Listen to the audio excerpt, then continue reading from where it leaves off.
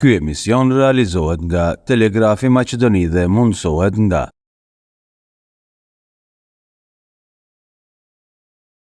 Përshëndetje zotëri Sela. Përshëndetje Venar. Si je? Mirë, faleminderit. Ju si jeni? Mirë, nxehtë. Nxehtë. E vërej tani dallim mes meje dhe teje. Unë 34 vjet qel, ti flok të gjata. Mani, vazhdoj me dallimin, unë gjata dhe të bardha, ndërsa ti Zeza dhe të shkurtë. s'do të kisha thënë qel, po zeza dhe të shkurtër, tamam. Si shkon puna? E nërse zakonisht e kemi zakon themi që mirë shkojnë që të bëhet mirë, po. Edhe mirë nuk janë, siç po vret, përgjithësi. Qofse flasim për politikën dhe situatën Po, politike, patjetër. sepse në të funksionin këtu, apo intervistën duhet.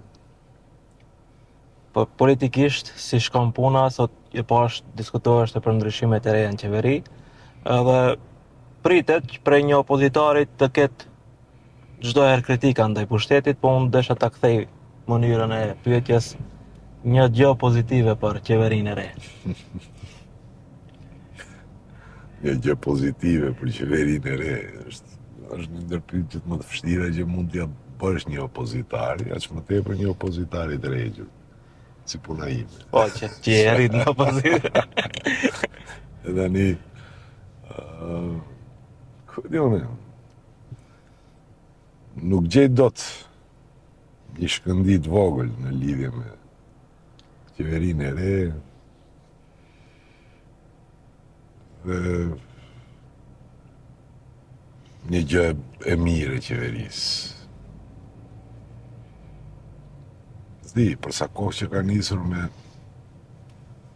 zhbërjen e ca gjysmë të arriturave, nuk them të arriturave të mëdhaja, Për 10 që muaj. është dashur dekada që të arrijen dhe për 10 muaj të zhbëhen radhazi dhe akoma janë radhët për t'i Pas hapi. do të arrira. Besoj që e vështirë është që të gjendet një gjë e bardhë brenda për brenda kësaj qeverie. Vetë fakti që ka qeveri është një gjë e mirë, kuptimi që si jemi në anarki, Edhe nuk jemi si shembull i sepse ta Kosovës. them që janë ndërtu institucionet, nuk do të kisha thënë sepse kur institucionet janë të drejtuara kundër qytetarit, natyrisht që çdo herë është opsioni më i mirë se anarkia. Por liritë e njeriut ka një rregull në politikë, matet me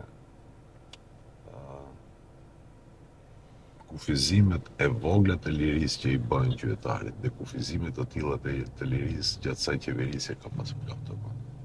Cila e qeverisë ngjan me procesin e Kafkës. Mundohet të krijojë një situatë tensioni dhe frike. Gjoja në emën të luftës ndaj korrupsionit. Dhe unë vetëm që nuk shoh që bëhet ndonjë luftë ndaj korrupsionit. Por thjesht ideja është të krijohet një atmosferë frike dhe qeveria të bëjë atë që fatkeqësisht kanë bërë edhe qeveritë më herët. Ta thellojnë akoma më tepër nivelin e korrupsionit.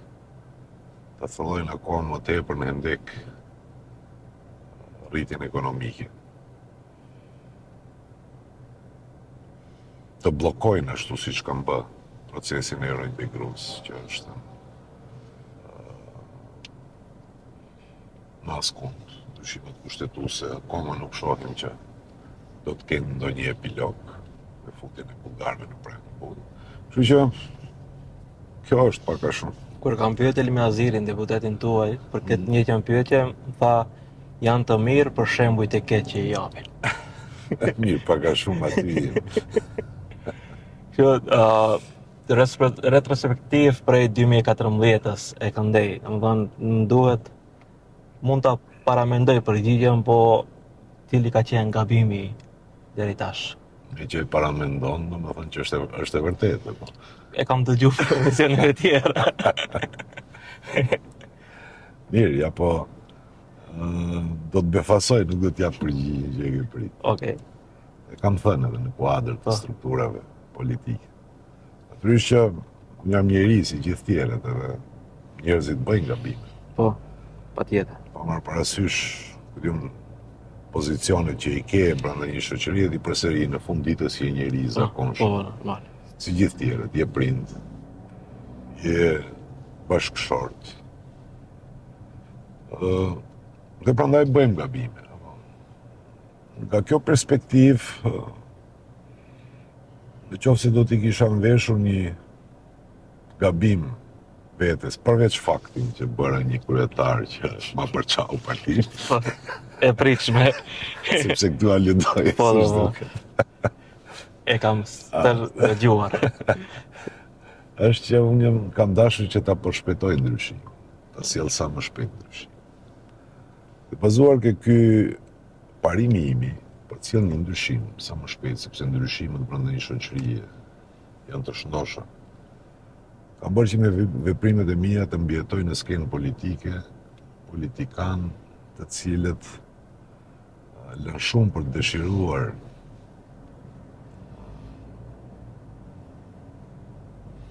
në qoftë se kemi parasysh se ku i kanë çu proceset politike. Unë jam fajtori kryesor që në skenën politike i mbijetoj Bilal Kasami.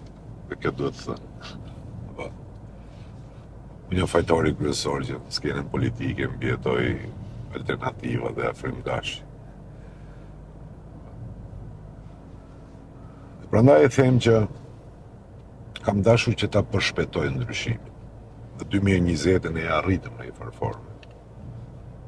Por periudhë Covidi, masa restriktive, qytetarët jo të lirë për të lëvizur, pritjet nga diaspora, aso kohë për ne ishin diku të vinë mbi 20.000 votues. Po nisën të rritet numrat këtu të rasteve dhe për rezultat mbylleshin kufi të ndej. Dhe gjithë të ishin të izoluar. Dhe gjithë të ishin skenarët e qeverisë së aso kohshme. Në mënyrë që të pamundsojnë që njerëzit vinë votojnë. Përsëri, u desh 3 ditë të biterri Komisionin Shtetëror Zgjedhor që dale pastaj rezultati 15 dhe me 12, sepse realisht me numra deputetësh ishim aty. Kështu që kjo është një ndër gabimet që do të kisha përshkruar dhe natyrisht që kjo pastaj solli edhe të elementin tjetër. Bëra që të mbijetoj në skenën politike individ, të cilët pastaj mu vërsulën për të më rënuar mua politikisht. Edhe nga jashtë, po nga jashtë nuk më kam bë përshtypje kurrë. Po nga brenda nuk isha se si e parandaloj, sepse unë jam njeri që besoj. Sepse i tillë jam për vete, nuk tradhtoj besimin e dikujt tjetër. Dhe pres që edhe tjerët mos tradhtojnë besimin tim. Por jo çdo herë është kështu. Sot pash që edhe në debatin në parlament që po zgjidhet qeveria e re, ish bashkëpunëtorët e mi në Aleancë për Shqiptarët, po i nxjerrin zezat njëri tjetrit. Flasin për se kush njihet si përçarës. Gjithë. Dhe përmendin edhe faktin që edhe kur ishim bashkë ai ishte elementi Arben Fetaj që përçau partinë, realisht për sa kohë që unë kam qenë aty, Arben Fetaj s'ka mund bëj asnjë gjë. Por e vërteta është që këto e bëm bashkë të gjë. Ishim bashkë përçarësit në atë që ishte dhe që është Aleanca për Shqiptarët, dhe që avash po e rimer vetën. Të shohim në të ardhmen, a do të ndodhë që pas 3 viteve të thuash se unë kam qenë fajtor që e kam bajt Ali Ahmetin në skenën politike, në situata hipotetike? Jo, unë nuk pretendoj që hipotetikisht skenën politike. Ali Ahmeti është në skenën politike përpara se t'jem unë. Sakt. Kështu që Ali Ahmeti veç më ka ndejt në skenën politike dhe vazhdon të jetë aktiv në skenën politike. Kryetarët i partive dhe partitë politike në skemë politike i mbajnë votuesit. Edhe më herët janë deklaruar me idet a do ishe ullur, a do të kishim bashkëpunuar, kur kam folë për tryezën e përbashkët partive politike, kam thënë që këto kryetarë partish që ekzistojnë dhe që janë përfaqësuar në parlament, nuk janë rezultati i dëshirës time, a duhet t'jenë, as duhet t'jenë. Janë rezultati i përkrahjes që marrin për qytetarit. Dhe për sa kohë që përkrahje ka për qytetari, si i tillë duhet respektuar dhe duhet të ketë një pozicion në tryezë të partive politike parlamentare shqiptare. E tani, a do ndihem përgjegjës unë dhe mbas 3 vitesh të them që unë jam fajtori që kam bjetu në skemë politike, zoti Ahmeti ose BDI-a në qoftë se jeni fjalë. Dhe për këtë aludon ndoshta ke ajo veprimi para 1 vjeti, apo Po, koalicionin që po, Unë kam sqaruar atë situatë, realisht kam qenë në situatë ose të lej njëre për gjithmonë politikën, dhe kam menduar. Sepse nuk kisha mundësi garimi në zgjedhje për shkak të mungesës së vuleve dhe për shkak se afatet për të paraqit lista çështje pavarura administrative. ishin harxhuar. Po. Dhe unë kisha vetëm 2 zgjidhje. Një, Ose mos jashtë, marr pjesë zgjedhje as pak. Dhe kjo do t'i bënte kingmaker të politikës, si kanë qef të quajnë vetëm për gjëra mbrapsht Qelësi. sa individ. Qelësi. Apo? dhe këtë unë, ai momenti që ja sa lehtë eliminuam politikisht, unë jam nga ato që lehtë eliminuam. Ato e di. Apo? Dhe varianti tjetër ishte t'i bashkangjitëm të një koalicion. Kishte oferta nga Fronti Evropian, dhe unë natyrisht që u diskutua dhe u pranua. Po. E hapa si temë në Kuvendin Qendror dhe atje u lërsua që ne duhet bëhemi pjesë e Frontit Evropian. Për proceset të cilët na prisnin. Fronti Evropian kishte për qëllim nga ana tjetër, sepse pritej që VMRO-ja do rikthehet. Fuqishëm. 2 bloqe politike shqiptare, Ah. atë kohë, ishte veprim i mirë dhe i matur politik. Për shkak se pamundson në këtë formë djegjen e votave. Dhe ideja ishte që të pamundsoj një fitore absolute të VMRO të PMN-s. Tani, në qoftë se hym analizës të asaj situate, sepse ti folem mbas 3 vitesh, po patjetër duhet të analizojmë qoftë se kthihemi Po. një vjet pas. Po. Unë mendoj që ka qenë gabim që të dilet të nxirret kandidat për president nga ana e shqiptarëve, të cikël zgjedhor dhe e thënë troç përpara edhe opinionit. Kjo del nga goja e njeriu që ka udhëheq fushat që vota e shqiptarit të shkojë te shqiptari, apo Po. ka unë që Po. me Bleri Mrekut, nëse ju Po, kujtohet, patjetër. 2019 më duket. Zgjedhjet presidenciale. Apo zgjedhjet presidenciale. Mirë, por rrethanat politike atëherë ishin tjera dhe tani janë tjera. Unë edhe pa u ndar aleanca ishte, ja kam thënë të zotit Taravari, kam thënë që është gabim në qoftë se nxirret kandidat shqiptar kësaj radhe, ose në qoftë se do duhet të nxirret, duhet të jetë vetëm një figurë bipartiake. Dhe do të ishte shumë gabim që zgjedhjet presidenciale të shndrohen në garë politike ndërmjet subjekteve politike. Gjë që Sepse ndodh. me vetë faktin kur nxjerr një kandidaturë politike, ti veç se provokon kandidaturë politike Nga nga ana krau tjetër, sepse zgjedhjet presidenciale ishin në fokusin e zgjedhjeve parlamentare dhe kërkuste komoditetin ty si kandidaturë politike të marrësh 200.000 vota dhe mbas 2 javësh thuash dëgjoj unë jam fitues absolut të shqiptarëve.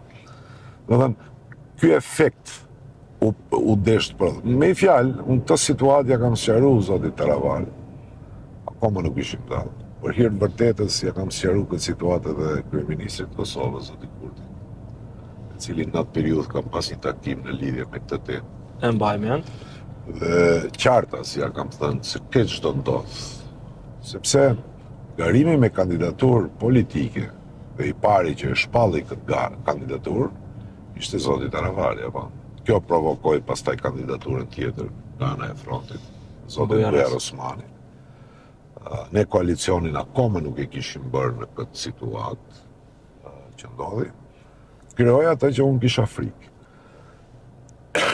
Diferencën e madhe në raundin e parë presidencialeve ndërmjet LSDM-s dhe VMRO-s, një fjalë Gordana Siljanovskës dhe Steva Pendarovskës.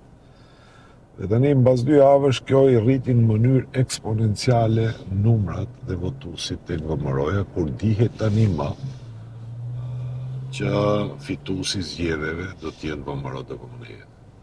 Dhe dallimi që ishte ndërmjet Stevos edhe Gordanës vetë se u thellu akoma më tepër. U vulos. E duke pas parasysh që unë gjithë këtë skenar dhe gjithë këtë situatë ja kam sqaruar zotit Aravaj.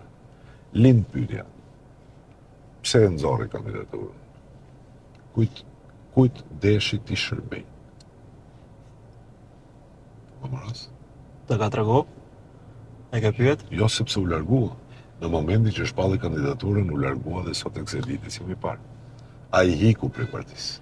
A keni pas ndonjë komunikim qoftë edhe personal Jo. kohëve fundit? Jo. Di venare, di si janë këto punë. Unë kam disa parime një jetë. Miku njerë një jetë zihet. E qofë s'është i vërtet, e ke për jetë. Okej. E qofë se s'është i vërtet, se ke mik më. Kuptova. Kjo është. Kur jemi tash te këto koalicionet e reja, qeveria e re, a janë ato deputetet që aludon Vleni se 4 deputet do t'i bashkaqite Vlenit, a janë deputetet tu?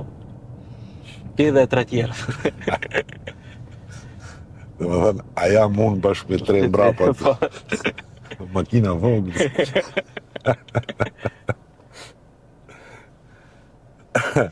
Jo. Jemi duke bo matematika në zyre, nuk na dalin diçka, po veç kemi nis t'i pyesem një nga një. Po pse preokupoheni kaq shumë ju për një çështje që duhet preokupohet kryeministri ose mandatari? Jo, puna jonë është ta zëm në të vërtetë apo në gënjesht të dika. Jo se e the që jemi duke bë matematikë. Po, patjetër. Jo, jashtë shakave. Kjo metodë që përdoret vazhdimisht është përdorë. Edhe në qeveriset e kaluara për hir të vërtetës, jemi korrekt që të mos ja vendojmë etiketën vetëm njerëz qeverie. Po. Fatkeqësisht janë metoda shërbimësh, sepse ne asesi dalim ke mentaliteti i udbës dhe formës veprimit të shërbimeve të udbës. Po. Kjo tem hapej edhe në periudhën, sepse prandaj thashëm që për një opozitari të thekur kërkon një dritë ose një gjë të mirë të qeverisë. Po. Kur është hapur kjo temë në mbas zgjedhjeve të 2020-s, edhe atëherë dilshin kryetar partish nëpër studio televizive duke deklaruar që do të marrin deputet nga Aleanca etj. Kjo është një paturpsi. Dhe këto qeveritarë që dalin studive televizive dhe flasin që do marrin deputet, sikur me qenë mall për tregti deputeti, duke harruar që deputeti është në besim qytetari i shprehur me votë. Dignitet me numra. Po pra. Dhe gojën plot luftë kundër korrupsionit. Përpara se të bëni matematikë, duhet t'ju drejtoni pyetjen, si do i merrni? Do i shantazhoni, do i bleni, do i shisni, të gjitha janë forma që nuk lejon, nuk janë ligjshme, apo.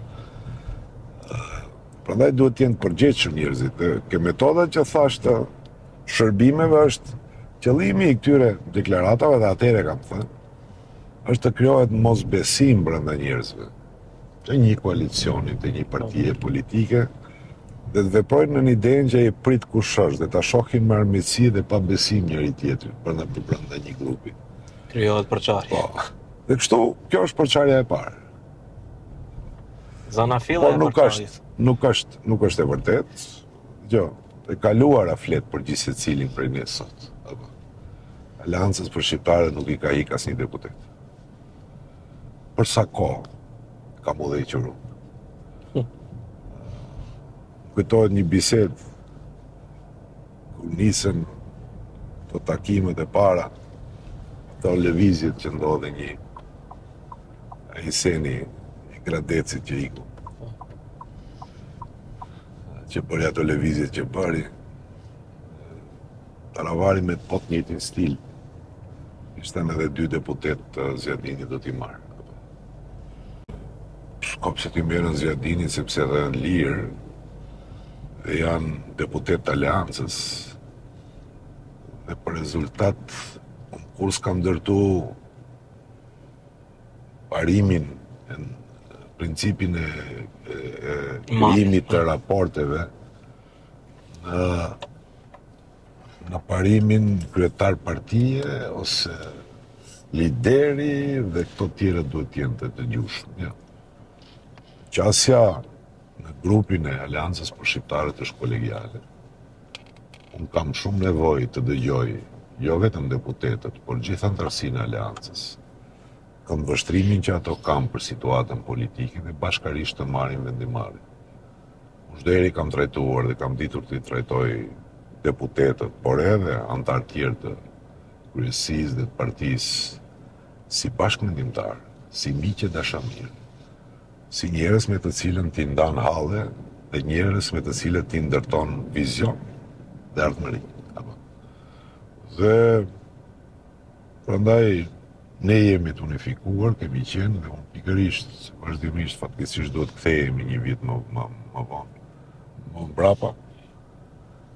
Kur kam fol atëherë për të përgatit fushat e Aleancës, kam qenë i thtari më i madh i idesë që Aleanca të shkojë vetë në zgjedhje.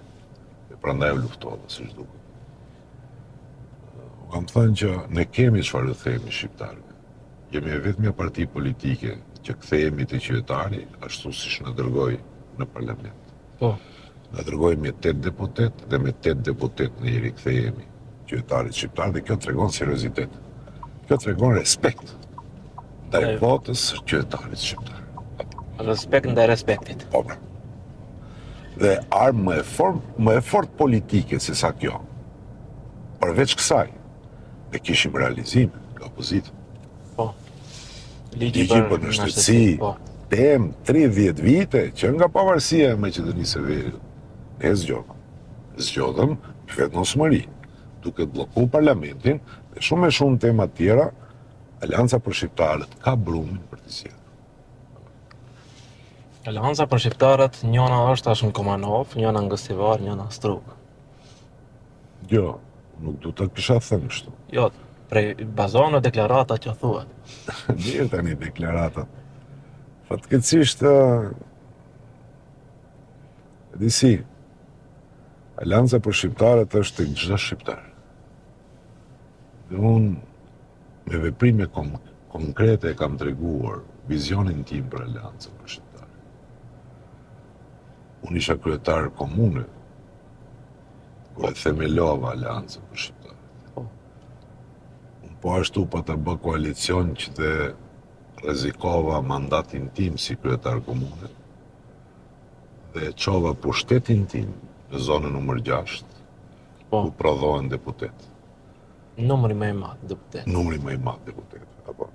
Dhe realisht nuk erdhi me rasti Aleanca për Shqiptarët që u rrit nga 3 deputet në zgjedhjet e para kur garoi në 12 në 2020 kur garoi përsëri.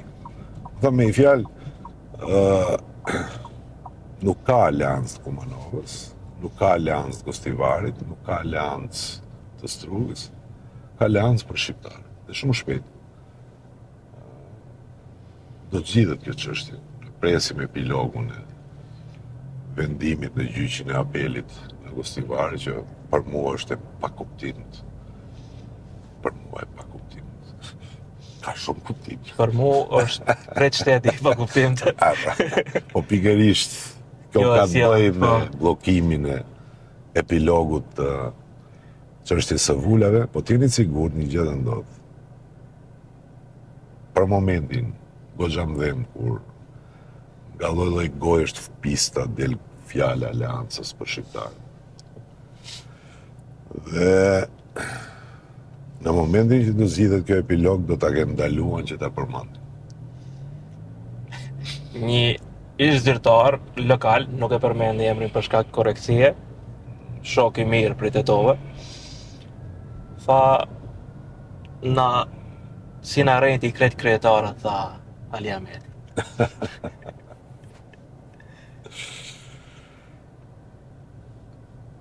Jo, këtë që thoni ju ka qenë deklarat publike një nga eksponentët të Po, një ndër, po, që janë në qeveri. po, që janë në qeveri. Unë nuk e di se çka ndodh me tjerët, pozicionet e mia unë i tregova se cilët ishin. E nuk jam nga ato që gënjehet. Por ky shoku yt, eksponent, Ta tregoj pas emisione. po ma thuj vetëm krahun nga është, Tash është pa krah. në cilin krah ka qenë vjet. Arben Taravari. Taravari është. Kështu që, përgjigjen ai kur ta gjej se pse e gënjeu Arben Taravari dhe besoi gënjeshtrave të Arben Taravarit, atëherë do ta ketë përgjigjen dhe nuk është përgjigja te Ali Ahmeti. Përgjigja është te Arben Taravari. Po ja po i them, po jam një përgjigje direkte. Mbi 8 vite unë isha kryetar partije, nuk ndodhi asnjë ndarje në Aleancën për Shqiptarët. Ndërsa vetëm një vit ishte Arben Taravari dhe Aleancës për Shqiptarët i ka ndodhur 2 ndarje, 2 i birë. Po. Për hir të emrit Aleanca për Shqiptarët do të ishe ulur për t'i bashkuar këto copzat e ndara të partisë. Dëgjoj, emri për hir të emrit. Për hir të kauzës. Kuptoj, po këto dua të them si përgjigje. Aleanca për Shqiptarët është kauz, dhe për hir të kauzës nuk guxon ta amnestosh lloj-lloj fliqani politik. Sepse lind pyetja ku shkon kauza. Natyrisht që unë e kam deklaruar, nuk mund t'jenë përgjegjës. Njerëzit kur nuk mund t'i akuzosh pse besojnë në diçka. Normal është që besojnë në mua, besojnë në atë tjetrin. Po në momentin që të tradhtohet ky besim, atëherë duhet nisësh që të reflektosh. Aleanca për Shqiptarët është kauz dhe ne duhet kemi shumë kujdes që bëjmë me kauzën. E kam deklaruar disa herë, kam lexuar diku një shprehje shumë e bukur. Thotë, të tradhtojnë është sikur ti pusin 2 kratë. Ti mund falësh, po s'mund përqafosh. Kështu që, me që brenda një viti ndodhen gjithë këto gjëra, dhe me që u arrit në konstatimin nga vetë Zoti Taravari, që ka qenë gabim. Gabimi politikanit paguhet me dorëheqje. Okej. Atëherë merret e sinqert, e mirëqen, reflektimi dhe i pranuar gabimit të cilin e kam bërë. Ndërsa tjerët, strukturat tjera, të cilët por një shkak ose një tjetër kanë ngel pjesë e këtij krau ose atij krau, në shvizerasit ju bëj thirrje prej të mikujt, apo ja pa e ditur kush është, që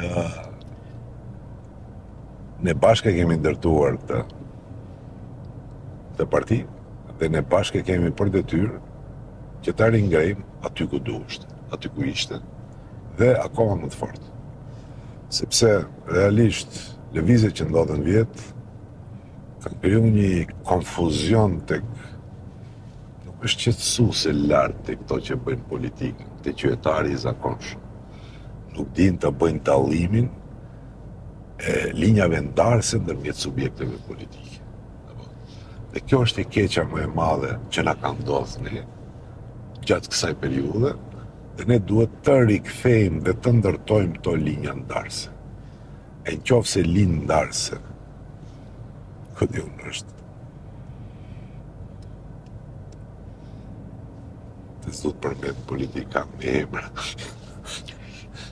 Këto që janë nga, se do thonë ai ka kundërshtar, dhe këto kanë një vizion dhe për të qenë leadership i shqiptarëve në Maqedoninë e Veriut, sot na rrojnë. Javën e kalume e dha një deklaratë interesante për zgjedhjet lokale për komunën e Strugës. në formë ultimatumi. Aleanca për shqiptarët i takon, rruga i takon aleancës për shqiptarët.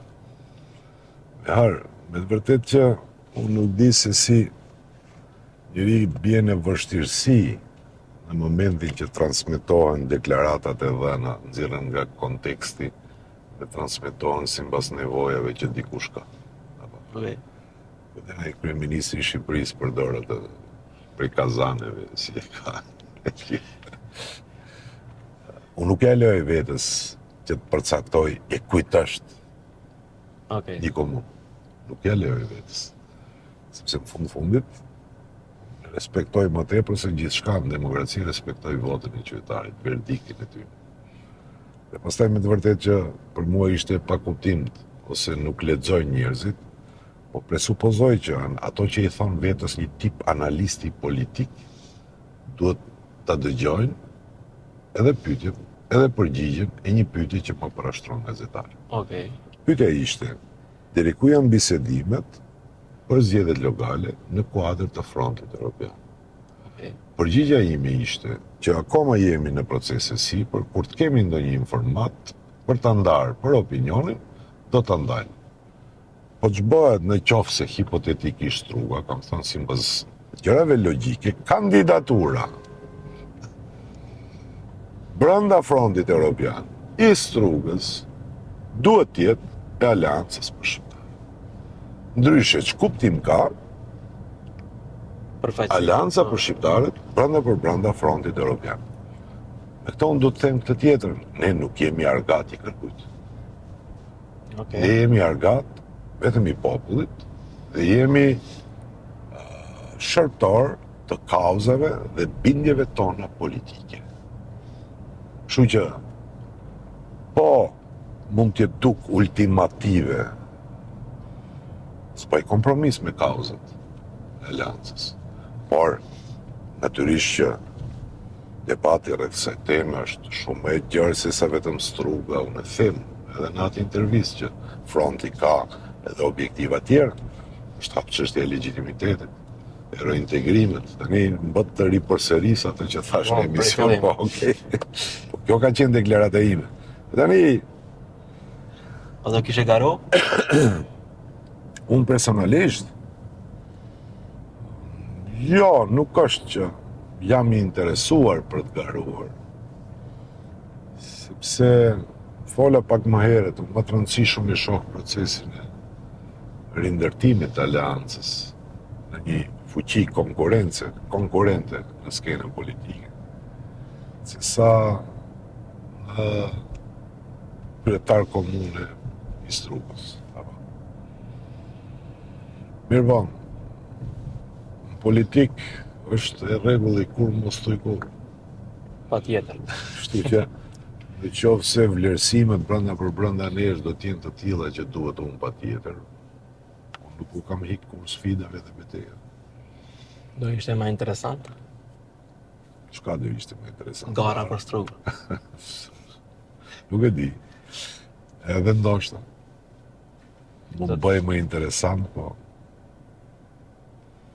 Zotëri Sela, jemi në veturë dhe që të dy kemi një përgjegjësi për edukim dhe sensibilizim. Rreth asaj se si vozitet në Maqedoni, posaçërisht e shqiptarët pasi emisioni shikohet 100% për shqiptarë. Tregon një gabim që e ke bo dhe ke mësu duke vozitë dhe nuk e bon më? E tash. Nuk kujtohet kem bërë ndonjë gabim, po tash natyrisht. Në momentin kur nuk të vozitin, kur vozit vetë. Unë kam zakon edhe kam qef, vozis edhe vetë. Po japi pak shpejt makinës. Se çdo herë jemi në ngutje për diku, për të arrirë, për të shkuar që. Lodhshme është ajo rruga juaj andej. Po, bra.